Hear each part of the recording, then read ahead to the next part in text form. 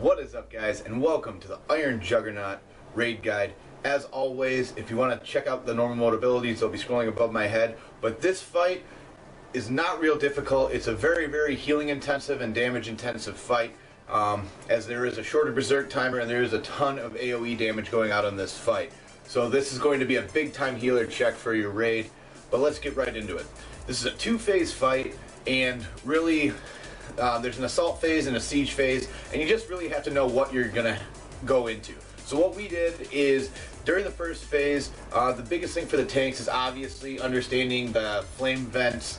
It's a frontal cone, so you obviously want the boss facing away from the raid, per typical. And what's going to happen is you want to swap after every flame vent.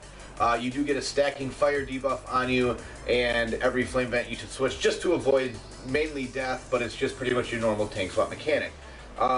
During the first phase, you want to make sure that you're loosely spread about 6 yards apart, and you want to be AoE healing your face off. Mainly because there's a couple abilities that can hit you, but being 6 yards apart makes it so it doesn't splash. There will also be big red circles that come on the ground. We don't stand in big red circles. Big red circles are bad. If you do get stuck and you cannot get out of it, if you have an immunity or you have a damage reduction cooldown, go ahead and pop it. In normal mode, this will not kill you, but with all the AoE damage going out, again, the RNG is, if you're not at full, it will kill you. So it's abilities stacking on abilities that will really kill you during this fight. And again, extra strain on your healers in this fight. Try to help them out, as again, their mana is very important in this fight. They are doing a ton of healing all the time and need to be able to maintain without having to use burst healing on you because you did something wrong. Again, try to conserve their mana so that when they go into the end of the fight, they have it. Okay, the next thing is obviously the borer drill. You will see these things come out of the ground, almost like brown spike things. They will go at a random player. You pretty much just don't want to get hit by those. It won't kill you if you get hit by it or if you stand in the way of it, but again, it's extra damage that you're taking. And like we said before, the biggest thing with this fight is compounding damage. Compounding damage is what will wipe your raid on this fight. It's not one mechanic, it's one mechanic multiplied with 2 or 3 others that will just knock you down and your healers will not be able to catch up.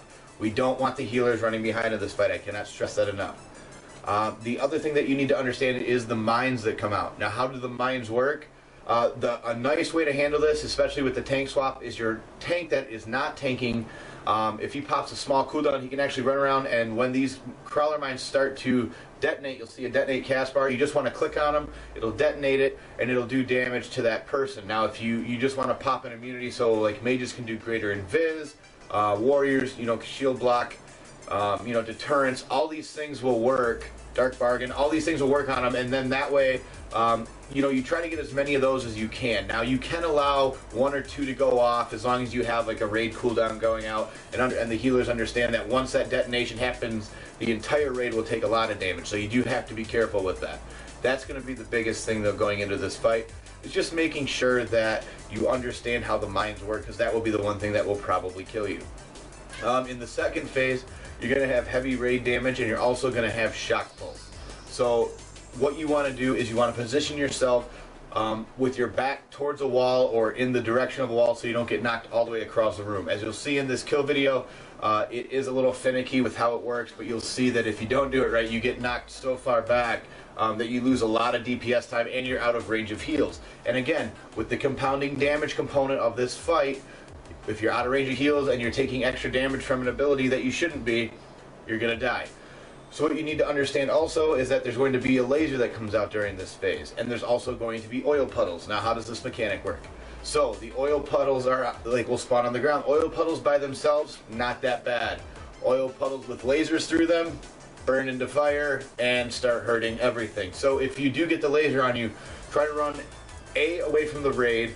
And secondly, you want to run, try to avoid the laser going through the puddles. Now, that won't always be possible, but make sure that people understand that, look for the laser. Is there the laser? Am I going to die and get laser burned by oil? If not, I'm probably okay. And that's just pretty much the entire mechanic. But it's just back and forth between that, guys. It's really not too bad of a fight. Once you get those 2 phases down, it's rinse and repeat. You can kill this boss.